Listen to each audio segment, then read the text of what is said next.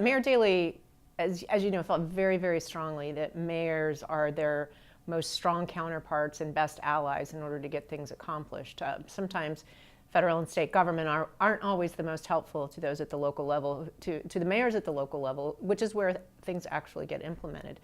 During his tenure as mayor, he created a number of different organizations. First and foremost, he created the Metropolitan Mayor's Caucus, which is made up of mayors of municipalities in the 6 counties that surrounded the city of Chicago, as well as some municipalities in southern Wisconsin and northwest Indiana. So they came together around education and transportation and sustainability and all the things that were important to cities as a region. And when you're stronger as a region, you're a stronger economic engine.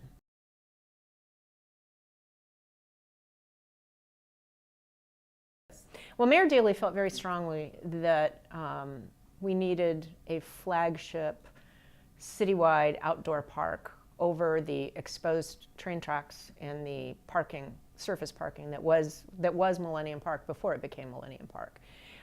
Actually began thinking about it and planning for it back in the early 1990s, and park finally opened in 2004 after a long public discussion process, bringing together the private sector to really share the effort.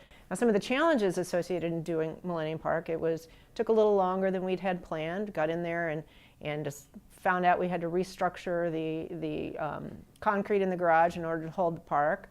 Some of the designs continued to evolve, but I think the finished outcome, and you certainly see this in the way the press covered it at the beginning, which basically said it was going to be a debacle, to where the story changed at the end, and they said it was the greatest idea that ever happened, and weren't they glad they thought of it? So you see that public opinion sort of switch from skepticism and doubt to one of, wow, this really is great for the city. It's our second largest tourist attraction in the state of Illinois.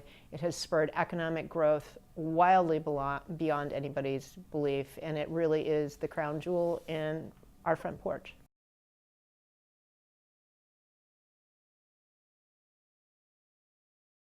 Millennium Park was a $500 million project. It was approximately split 50-50 between the city, which funded the infrastructure improvements and everything below grade, and the private sector stepped up and donated $220 million for the cultural amenities that make up the park. And the city utilized, there was a bond issue for the parking garage. There was the use of tax increment financing, which was in the Central Loop TIF district had been created a number of years before, and much of the infrastructure improvements were funded out of that particular TIF district.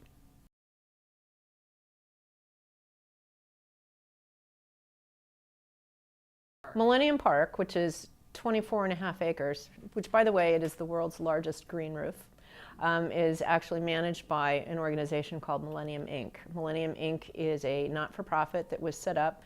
The board of directors is made up of the donors to Millennium Park, and it manages the upkeep and the events that take place in the park. So it's become financially sustainable as well as physically sustainable, in that the revenues that are generated from special events in the park actually go back to Millennium Inc. and stay in the park. Now, Millennium Inc. does work very closely with the city's Department of Cultural Affairs and Special Events, which does most of the free programming that takes place in the park. But Millennium Inc. is a unique model, and I think one particularly for flagship projects that can be replicated in other cities across the world, where you've got a fiscal caretaker for the asset that you've spent so much time and energy creating.